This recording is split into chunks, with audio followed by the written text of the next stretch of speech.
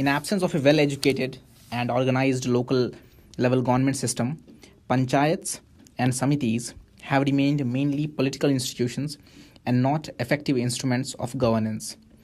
Critically discuss. So you have to look at both the arguments posed in favor of this and arguments posed against, as the question is asking you to critically discuss. This is where we ask you to be very cautious about the dissection part of the answer. Dissection involves,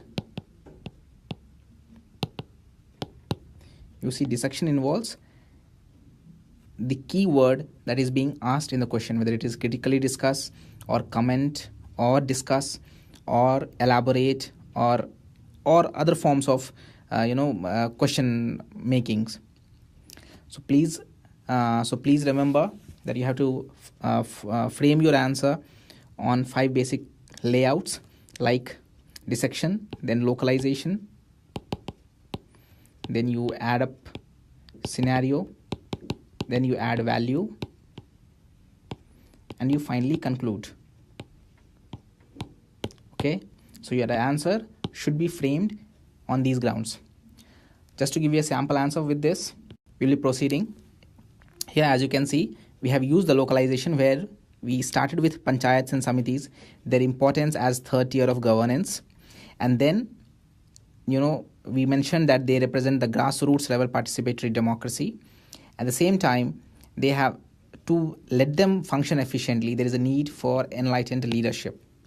Okay, so your introduction should be in a systematic, and interconnected manner. Your both 2 to 3 sentences that you write in your introduction should be interconnected. After reading your first sentence, it should give an overview of what you're perhaps going to write. Friends, then going after with the main body of this question, you had to mention the reasons that are being cited in for the minimum educational qualifications for panchayats and the reasons that are being posed against that.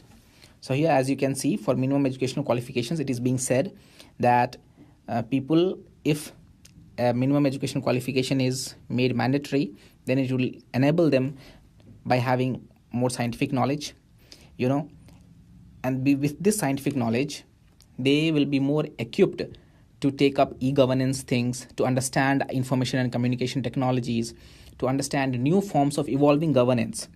So all those new forms of governance that are emerging because of rapid advances in society, that can be understood only by a person who is at least having some minimum educational qualifications. Okay, so these are the arguments being posed in favor of having a minimum educational qualification for panchayat level people, for sarpanch, or for people who participate in decision making at village level. At the same time, illiteracy cannot be used as an excuse. Many a times we find that people say that they were not aware of such provisions, and that is why they manipulate things to their own advantages by citing unawareness as an excuse. And as I said, acquaintance with ICT, e-governance, and fighting against social evils will be easier as people who are more educated, they already have some sort of social conditioning regarding these social evils, and they are much more enabled to take action against them. But at the same time, they do have some drawbacks. Such provisions of minimum qualifications have some drawbacks. First is as it is highly exclusionary. Looking at present India's condition, a lot of people in remote villages and other places, they don't have the basic education. If we put up a minimum educational qualification, perhaps a vast section of society, say around, there are reports in Haryana that if such a thing is implemented, around 70 to 80% of Dalit people will be disqualified at the start itself from contesting elections. Lot of women who are not educated, they will not be even allowed to participate in elections. So in that way, it is highly exclusionary because they don't stand for the basic criteria. So a lot of people who have even a desire to work for participatory governance, they will be excluded because of this. Second thing, it is highly elitist in nature.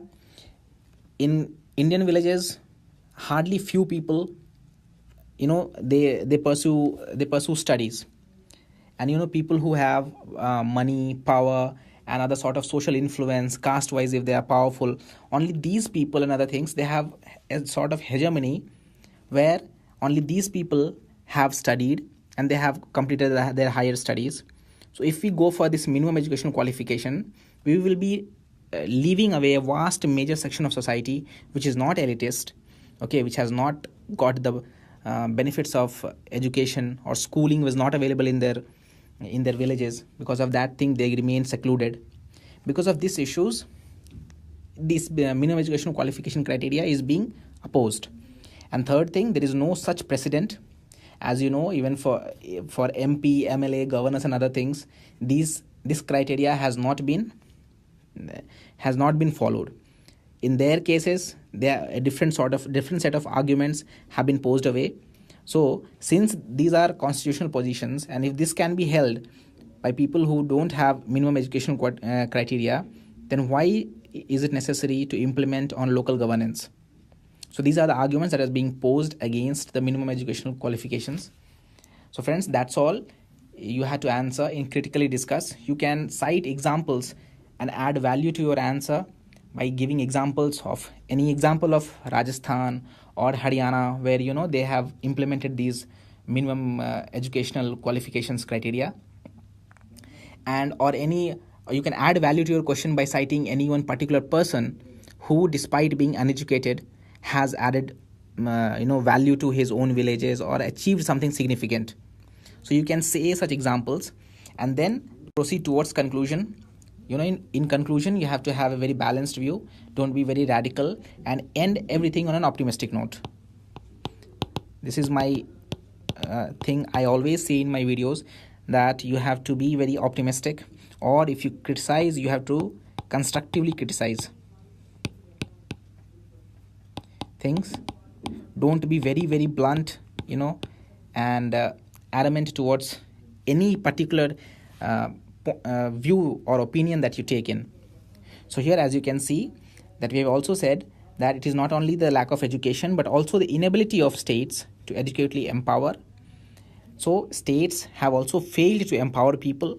So it's a fault on the state side also. So we need a balanced and inclusive approach towards a final solution. And these things will all take time. But this is how you should structure your answer.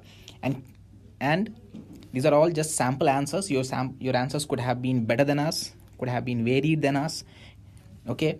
But it is just to give you a structure and a format so that you keep on practicing answers and you don't deviate from the basic guidelines that we have said you. So friends, that's all for today. We'll meet another time. Till then, goodbye, take care, and keep posting.